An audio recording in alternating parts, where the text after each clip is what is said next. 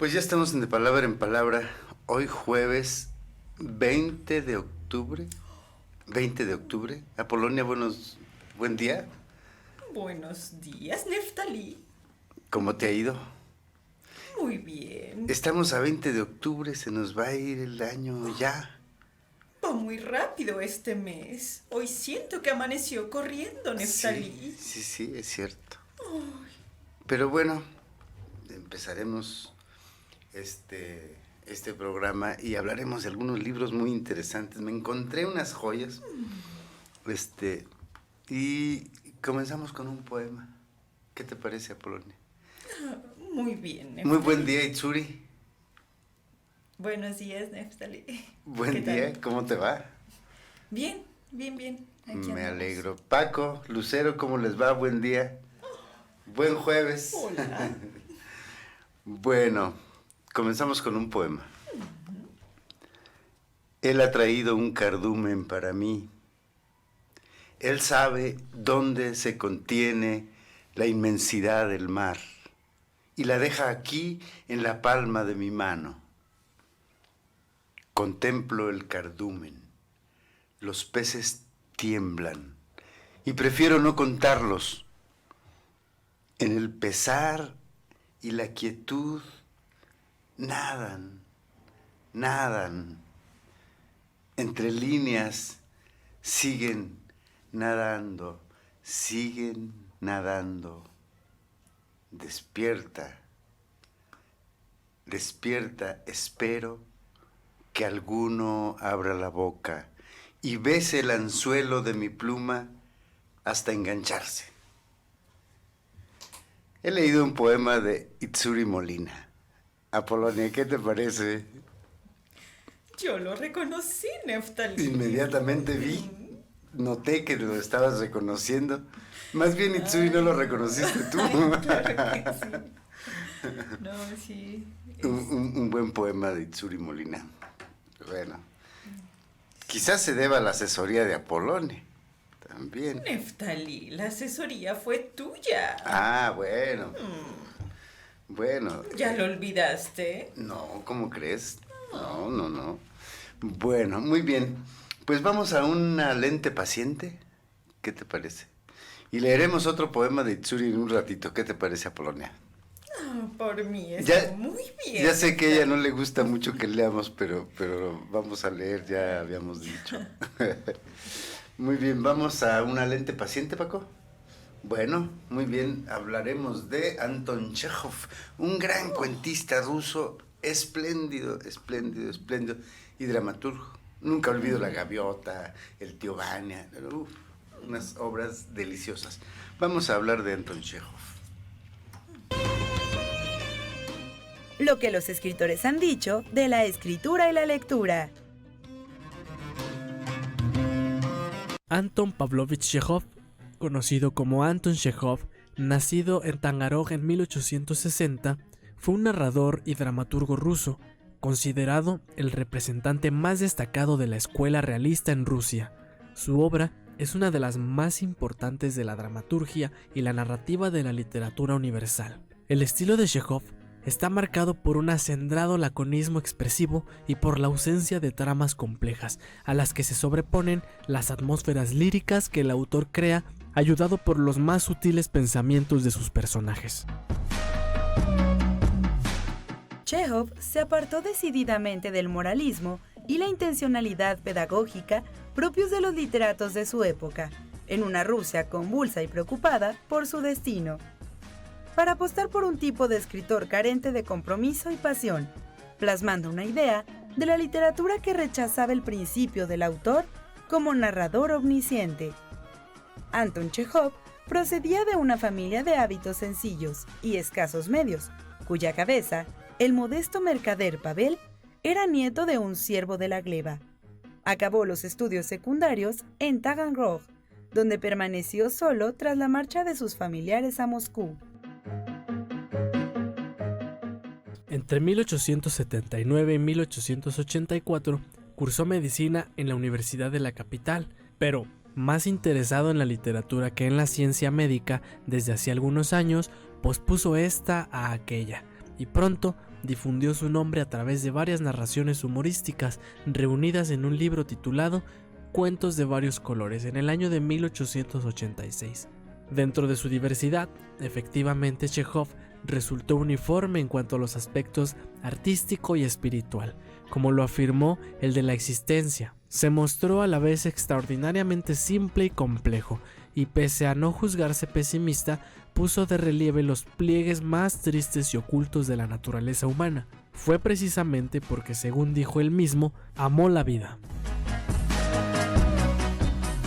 Todo ello, como es natural, quedó también reflejado en la forma, o sea, en el estilo propiamente dicho. Sin embargo, la plena conciencia del valor artístico de la obra de Chejov no se alcanzó hasta más tarde.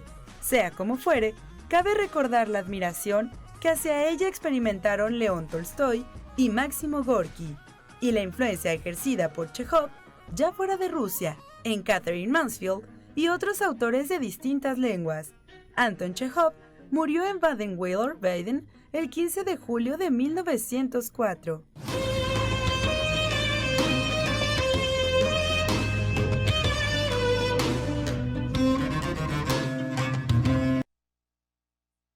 Ya estamos de regreso. Estamos riéndonos con Itzur y con Apolonio porque pues le pasan a uno cosas extrañas. Eso de levantarse a oscuras. ¿Tú quizás andado Pensando. distraído, Neftalí? Me levanté muy temprano a escribir. Muy temprano me levanté a escribir y estoy en un momento de la novela donde tengo que poner mucha atención. Tengo que poner mucha concentración. En la novela, no en los zapatos. Pues sí. Ayer me puse un zapato de uno y otro de otro y me salí a la calle. Mis amigos se dieron cuenta y ya rectifiqué. ¿Tú no te habías dado cuenta? No sabía. Me sentía muy bien. Caminaba como si fuera dos. ¿Normal? ¿No sentías diferencia? No, nada. Pero bueno, eso pasó. Y tuve que ir a corregir el asunto. Me hice muchas preguntas, eso sí.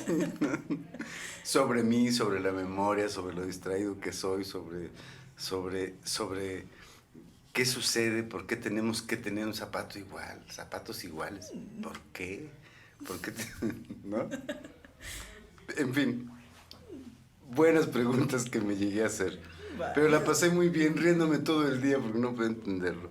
¿Te das cuenta, Neftalí? Con solo un detalle que cambie, nos hace dudar de todo. Sí. De nuestra cordura, incluso. Claro. De pronto me estoy acercando a la locura, pensé. Pero bueno, es una distracción más y habría que estudiarla mucho. Los psicoanalistas o los estudiosos de eso podrían dar muchas explicaciones. Que además me gustan las explicaciones de los errores que uno comete. Hay que cometer errores también para es darse cuenta de que te equivocas, ¿no?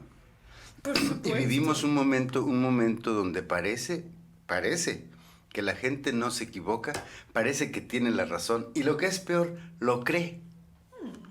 Eso me parece muy, muy grave, muy grave.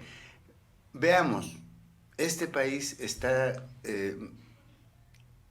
un grupo, una clase, yo no sé de la clase, pero cree que el presidente está haciendo mal, Andrés Manuel López Obrador está haciendo mal, y otro grupo quizás más numeroso, pero no menos en oposición al otro, piensa que está haciendo las cosas bien. ¿Quién tiene la razón? Vemos vociferar ambas opiniones y no puedes decir que los dos creen tener la razón. Eso es lo grave. Si tiene la razón uno u otro, está bien. Lo grave es que los dos creen tener la razón. Y eso provoca distanciamientos, ¿no? sociales. La razón implica que ya hay una respuesta, Neftalí. Bueno, Y hablando de sociedad, eso es muy difícil de predecir. Es materia viva, Neftalí. ujú, ujú. Habría que preguntarse un poco más sobre esas maneras de que el pensamiento está sucediendo en la gente. Cada vez la gente está más lejos del pensamiento, de la reflexión, ¿qué decimos? De las deducciones en función de la realidad. Cada vez está más lejos. Vamos a un corte, pero cada vez está más lejos de ir a preocuparse y a vivir lo esencial. Es eso. Es muy fuerte la corriente, Neftalí. Pues sí. Bueno, vamos a un corte, regresamos.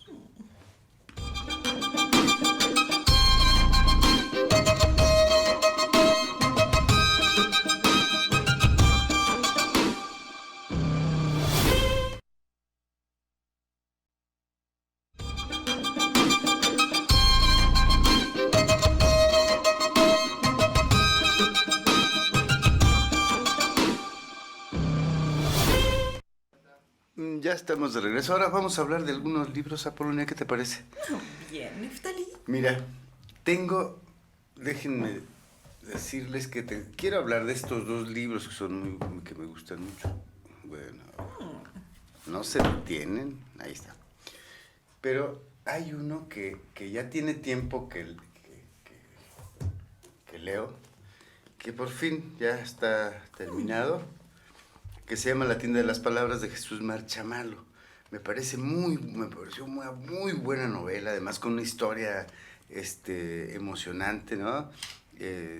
Y repito la contraportada, que generalmente los editores aciertan mucho a decirnos de qué se trata. Esos son los buenos editores, los que aciertan a decirnos de qué se trata el libro, ¿no?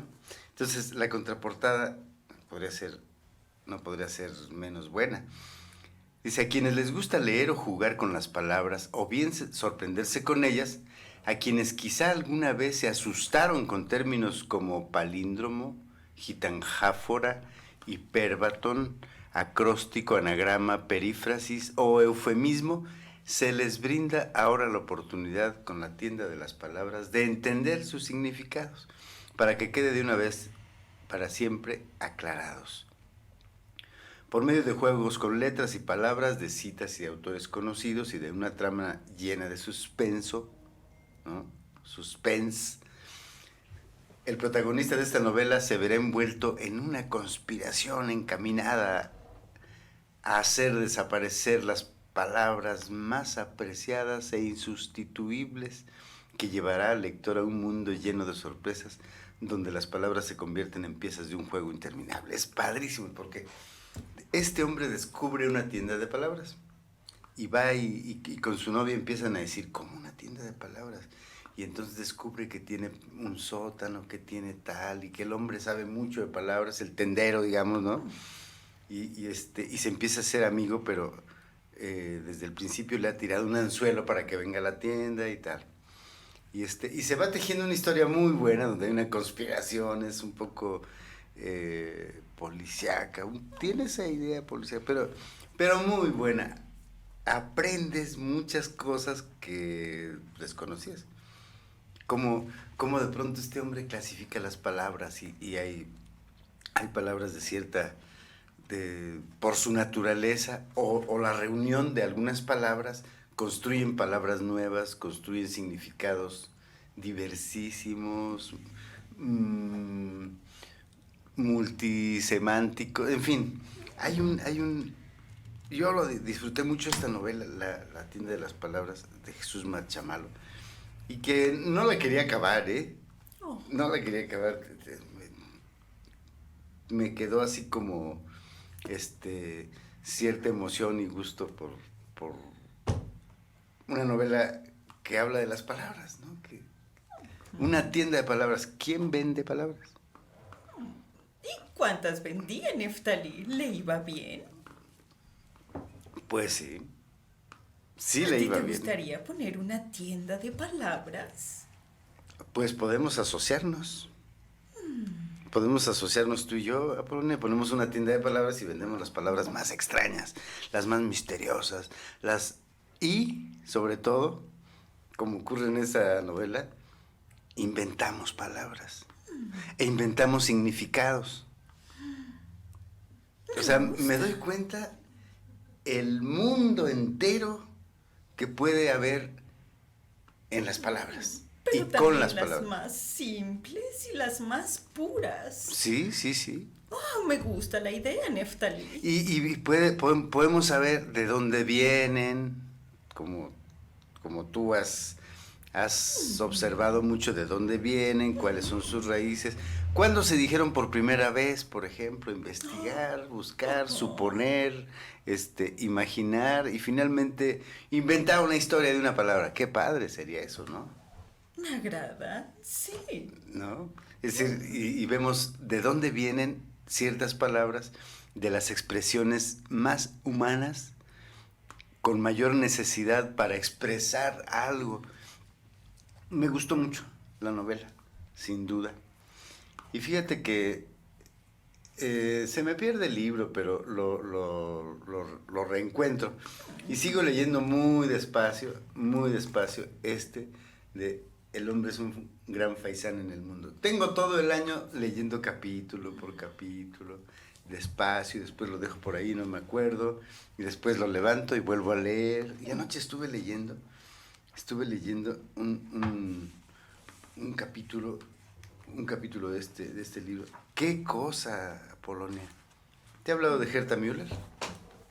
Ya te he hablado de Herta Müller. Sí, Neftalí. De ¿Y ahora qué te ha asombrado, Neftalí? Me ha asombrado un capítulo que se llama La mosca, que habla de una mosca. Fíjate, la vieja Kroner reposa en su ataúd vestida de negro. Bueno, en la historia ahí de pronto muere, que es la señora Kroner, que es la mamá de otro personaje.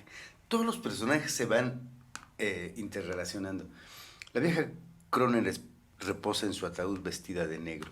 Le han atado las manos con cordones blancos para que no se les resbalen del vientre, para que recen cuando lleguen allí arriba a la puerta del cielo. ¡Qué bonita está! Sí parece dormida, dice la vecina, la flaca Wilma. Una mosca se posa en su mano. La flaca Wilma mueve los dedos. La mosca se posa sobre una mano pequeña a su lado. La mujer de Windisch se sacude las gotas de lluvia del pañuelo. Sobre sus zapatos caen unos hilillos transparentes. Junto a las mujeres que rezan hay varios paraguas abiertos. Estrías de agua serpentean sin rumbo debajo de las sillas, centellando entre los zapatos. ¡Qué imagen está! Bueno, esa es una de las virtudes de esta novela del hombre es un gran faisán en el mundo, que sigo leyéndola con un goce. La violación de la hija de Windisch, que es el protagonista, lo duro que es de la gente que se quiere ir de un pueblo, ¿no? Y que están esperando y haciendo labor para que les den el pasaporte. Todos se quieren ir a Berlín, todos se quieren ir a viajar, irse. Es muy triste porque en toda la novela huele a deseos de exilio. Toda la novela hay momentos en que todos los personajes en algún momento hablan que se quieren ir de ahí, que se quieren ir de ese pueblo, ¿no? Entonces, incluso hay un capítulo más adelante, me acordé habla de Ceausescu, el dictador feroz y bestial que gobernó Rumanía, ¿no? El que le compró a Nadia Comaneci a su hijo, a la campeona de gimnasia. En fin, una historia monstruosa de cómo gobernó un hombre con esa crueldad. Y aquí está, finalmente. Hay algo muy fino, que es una crítica importante. Y una novela que no tiene una crítica, debe haber por lo menos una novela que pregunte. Esas son las grandes novelas, ¿no? Complacer a los lectores no es precisamente algo en lo que yo crea. Es decir, yo creo que, fíjate que estoy viendo que no se ven los libros. No se ven, y bueno, pues vamos a pararlos aquí. Y entonces, creo que esas son las grandes novelas, las que yo prefiero, las que nos hacen preguntas, por lo menos nos llevan contra la pared y nos dicen, ¿ya sabías esto? Pues debes, ¿no? Es decir, me parece esa una emoción del lector, ¿no? Sucede ¿O tú qué con piensas? el arte, Neftalí. Sí. Con el espectador de teatro, por ejemplo, ¿no? Vaya que sí. ¿Qué teatro te gusta a ti? Ay, Neftalí. El que es honesto, ese me gusta. Pero, ¿habría alguno que sea algo opuesto? ¿Cuál sería el que...? Oh, Neftalí, no sabría decir en particular. Pero creo que el teatro que me mueve es ese, el que tiene un discurso honesto, Neftalí. No lo sé, se siente. Ajá. Pues bueno, la novela hace lo mismo. Hablamos de otra novela, ¿qué te parece? Ahora ¿Tú vamos a hablar. distingues cuando hay verdad en una palabra? Hablemos de esta. Bien. Vamos a un corte. Vamos a hablar decimos, el último encuentro de Sándor Márai. Y nos queda una, pero vamos a ir a un corte. Ay, sí, tomamos un café. Y hablaremos de El último encuentro de Sándor Márai, que es una novelota tremenda. Regresamos. Perfecto. Muy bien.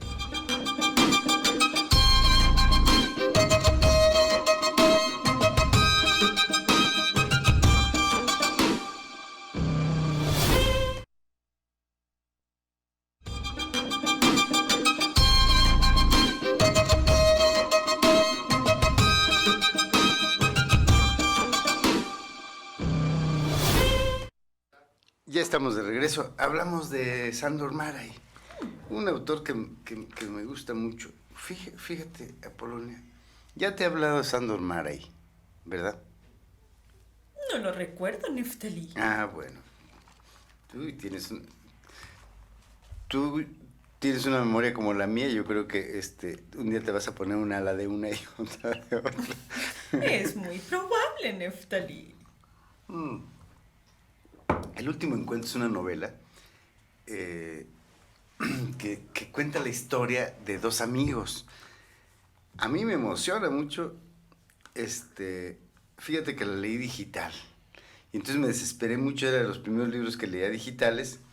Y un día me lo compré físico y lo volví a leer porque quería subrayarlo. Ya sé que no te gusta que subraye los libros, pero sí los subrayo. Y anoto cosas. Está bien. Y bueno, es una historia de dos amigos. Dice, en un pequeño castillo de casa en Hungría, al pie de los Cárpatos, donde alguna vez se celebraron fastuosas veladas y la música de Chopin inundaba los elegantes salones decorados al estilo francés, ha cambiado radicalmente el aspecto. Ahora que se cuenta la historia, cuando se van a encontrar estos dos amigos, el esplendor de antaño se ha desvanecido. Todo anuncia el final de una época. En ese escenario, que también tiene que ver un poco con lo histórico de esa parte del mundo, En ese escenario cargado de vivencias, dos hombres se citan para cenar tras 40 años sin verse. Fíjate. De jóvenes habían sido amigos inseparables, pero luego sus caminos se bifurcaron. Uno se marchó al extremo oriente y el otro, en cambio, permaneció hasta hoy en su propiedad. Sin embargo, ambos han vivido a la espera de este momento, pues entre ellos se interpone un secreto de una fuerza singular. Es tremendo esto. Fíjate, el que se queda a vivir allí en su castillo, que es un hombre, digamos, de la realeza, la vieja sirvienta tiene 91 años y, bueno, son amigos jóvenes, pero uno de ellos es pobre y este otro pues es rico, vive en un castillo, ¿no? Y el pobre viene al castillo y de pronto salen y, en fin, viven una amistad así. Un día conocen, el amigo pobre le presenta a una mujer al amigo rico y se enamora de ella. Y se casa con ella. Y siguen siendo muy amigos, ¿no? Entonces, pues un día van de cacería y está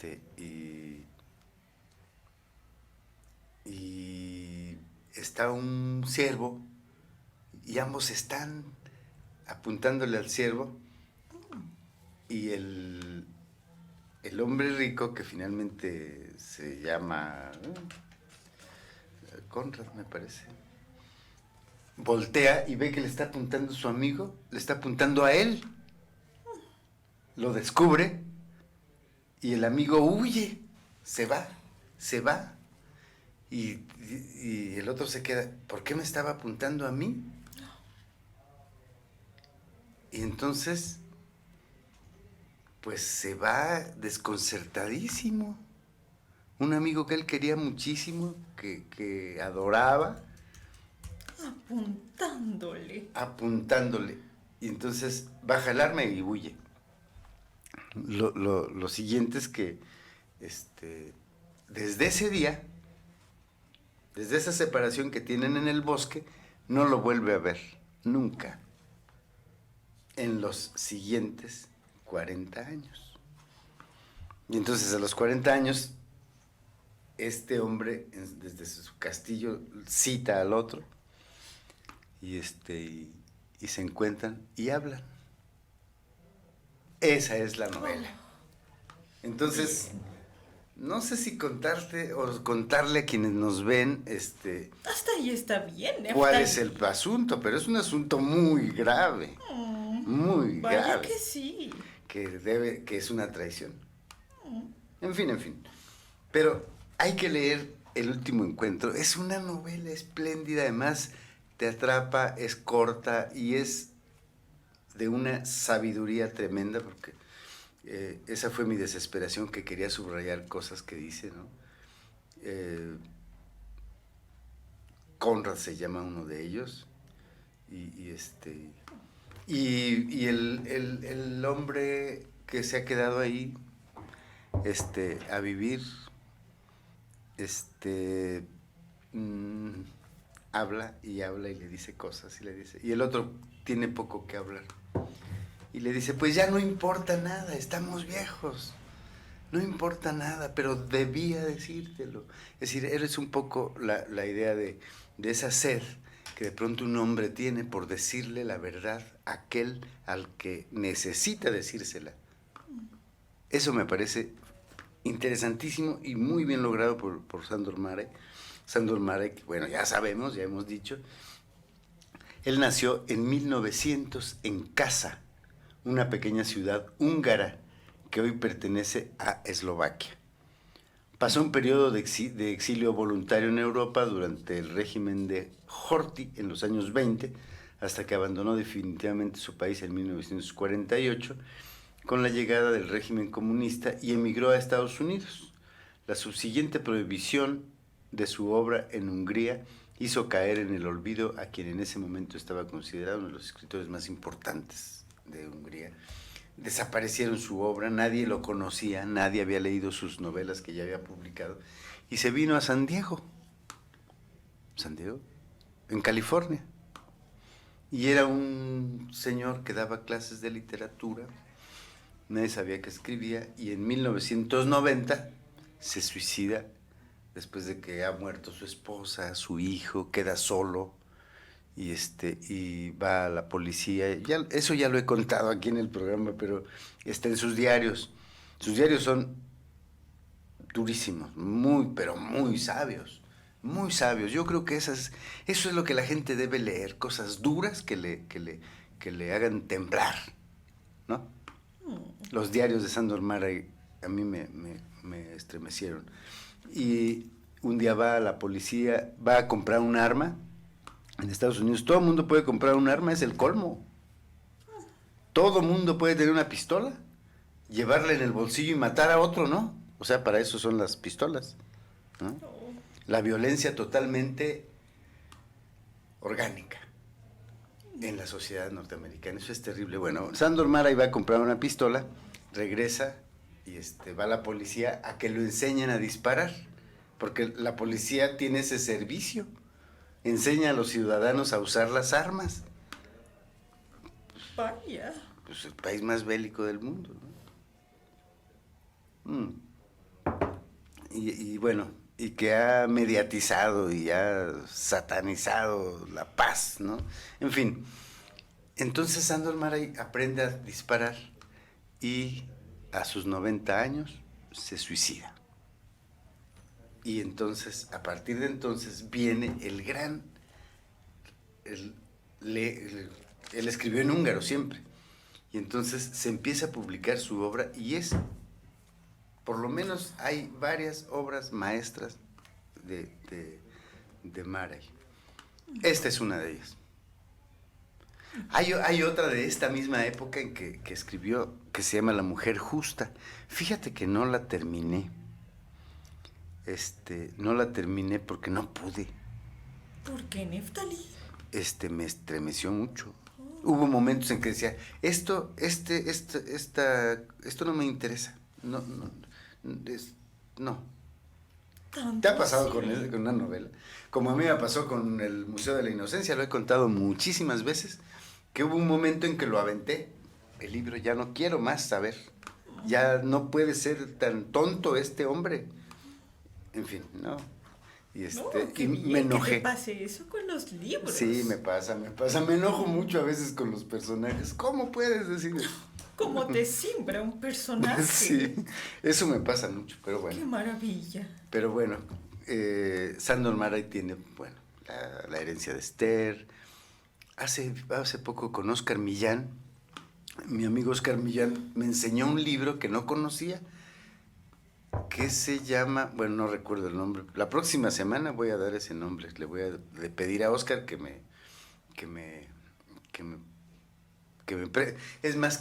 preste el libro y lo mostramos aquí. Es un libro que no conocía. ¿Lo invitas a platicar, Neftalí? Pues yo creo que vamos a invitarlo. Esas conversaciones que tengo con Oscar en el café, de pronto podemos traerlas para acá, ¿no? La próxima semana le voy a decir a Oscar que nos vengamos a platicar aquí al programa. El siguiente, ¿ya no alcanzamos un sketch, Lucero? Hasta el otro. Bueno, entonces aprovechamos para hablar de este otro autor, de este otro libro, Claudio Magris. Que por cierto, Claudio Magris, antes de la pandemia, no sé cuándo, pero ganó el premio de las artes. Ahora he visto por el Facebook una cantidad de felicidades al poeta fulano de tal por haber ganado el premio tal. Muchos premios. Y los que no reciben premios, ¿no los felicitan por escribir poesía? Es decir, hay que premiar, sino ¿qué? Hay que premiar, hay que darles esa laureada, ese laureado reconocimiento para que seas alguien, no sé. Vamos a un corte y ya platicaremos un día de estos de los premios. ¿verdad? ¿Te parece? Bueno, Neftalí, aunque no me ocupan mucho. Bueno, pues ni hablar. Regresamos. Sí, hablemos. Ok, regresamos después del corte.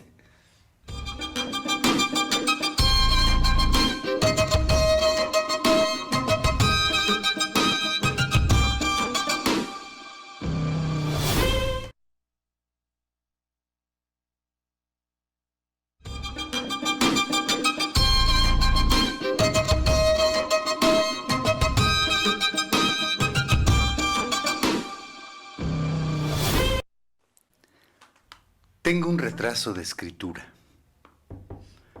Todos los días, a un tiempo, debo arrojar el anzuelo, sentarme a beber del llanto de los peces, escuchar el sollozo, oír lo que entre ellos hablan. Debo esconder hondo su secreto, ahí donde no pueda ser contado. Pero el anzuelo debo lanzarlo. Temo que un tirón de algún pez a destiempo rompa el cáñamo. Tengo miedo que alguno rompa en llanto si derramo en mi boca su secreto, si derramo en el filo de mi pluma sobre la página en blanco lo que ellos me dijeron. La pluma, en cambio, sintió el acecho, rodó sigilosa, hasta ocultarse bajo la cama. Entre la arena se quedó quieta y preguntó para sí: ¿soy arma fuerte si no lucho? Lloraba, decepcionada de sí. No pude darle consuelo. Gota a gota en el sueño, lloró hasta derramarse fuera del cuaderno. Los peces del cardumen se quedaron mudos. Otro poema de Itsuri Molina. ¿Qué te parece, Apolonia? Ya lo conocías. Buen poema, ¿no, Itsuri? Sí, bueno, me gusta, bueno. ¿Qué dices? Buen poema, ¿no? Yo creo que es buen poema. Significan. Pero bueno, hablábamos también de la poesía, pero que ha sido muy premiada la poesía y poco leída. Fíjate que uno de los misterios de la poesía es que la gente no lee porque cree que es una cosa que no puede entender, ¿no? ¿Qué Que no difícil? puede entender. Es decir, no se atreven a leer la poesía, es decir, porque creen que no les va a dar nada, que no la van a entender y que si la entienden, pues ¿qué les va a dar? ¿Para qué sirve leer unos versos? Pero también puede ser el miedo que le tenemos a descubrir verdaderamente la belleza y que se ponga enfrente de nosotros y nos mire, ¿no? ¿Te acuerdas de ese verso de Rimbaud? Si no, ojalá no me equivoque, pero senté a la belleza en mis piernas y la sentí amarga, ¿no? Es interesante eso. Además, en ese luego hay un poema de Rimbaud que me gusta mucho, El barco ebrio. En el fondo, algunos poemas de Rimbaud habla de ese pavor a la belleza que le tiene el hombre, ¿no? Ay, me gusta la belleza. No, enfréntela. Es decir, hay que enfrentar la belleza sin nada. Temor a la amplitud de la belleza, Neftalí. Pues sí. Así. A lo gigantesco que es esa cosa, ¿no? Yo creo que por eso no leen poesía a la gente. Es difícil, no es fácil. Te da un vértigo, Neftalí. No es fácil, claro que no. Pero tampoco es complicado. Es peor no hacerlo. Pues sí. Vamos a un sketch, ¿qué te parece? Este es el último bloque, no. Es el último bloque. Y no hablamos de este libro. No, pues mejor vamos a hablar de este libro, ¿qué te parece? Bien, hablemos. Ok. Bueno. El Danubio, de Claudio Magris. Decíamos antes de ir al corte anterior que Claudio Magris ganó el premio de la Feria Internacional del Libro de Guadalajara, ¿no? Vino a México. Pero bueno, hay un libro que leí de Claudio Magris, una conversación con Vargas Llosa, sobre la literatura. Y buena los puntos de vista de Claudio Magri sobre la literatura me gustaron. Este libro es sorprendente. Es una novela ensayo.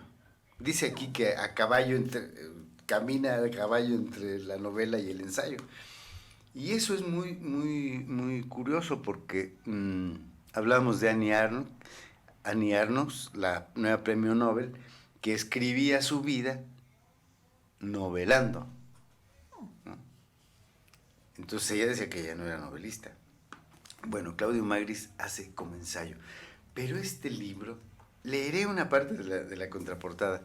Dice, el Danubio, que ha sido calificado como un maravilloso viaje en el tiempo y el espacio, enlaza con el turismo, esa manera de tourisme éclair de un Stendhal o de un Chateaubriand, e inaugura un nuevo género a caballo entre la novela y el ensayo, el diario y la autobiografía.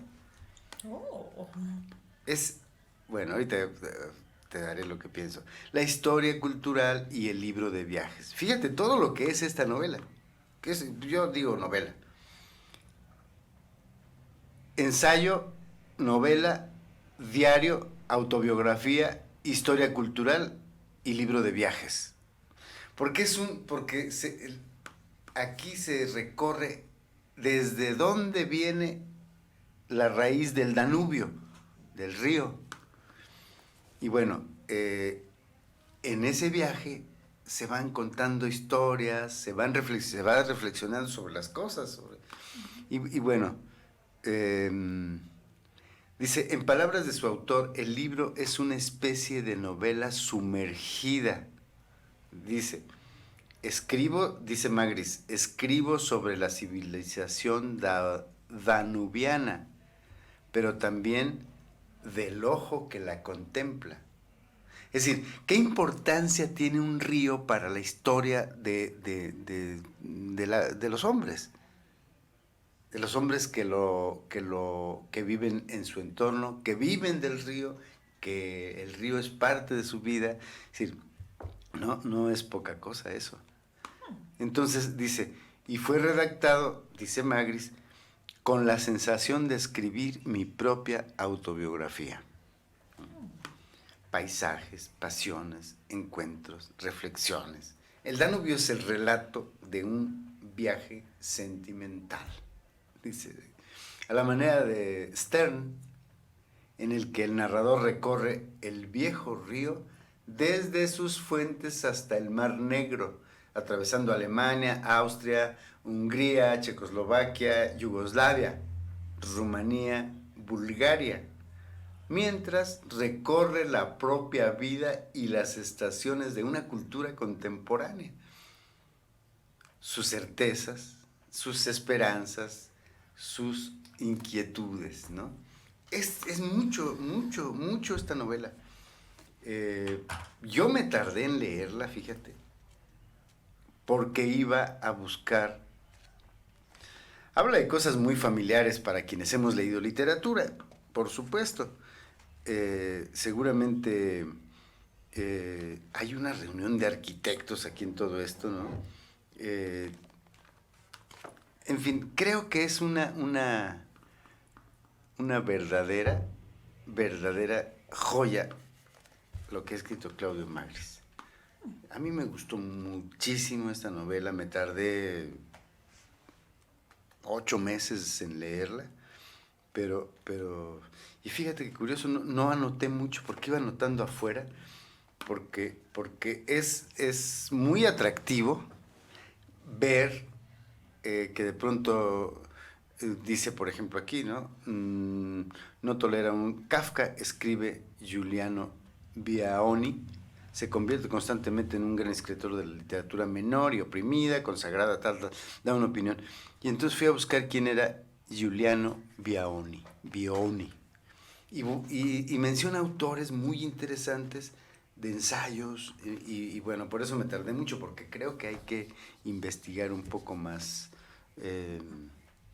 más ir al fondo, ¿no?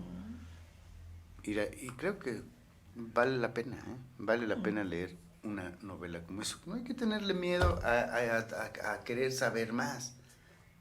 Y esta novela es eso. Es eso, a mí me parece. Y bueno, Me gusta. Claudio Magris nació en Trieste en 1939. Es de la edad de José Emilio Pacheco, es de la edad de... Fíjate que hay escritores muy interesantes nacidos en 1939. Eso me he dado cuenta.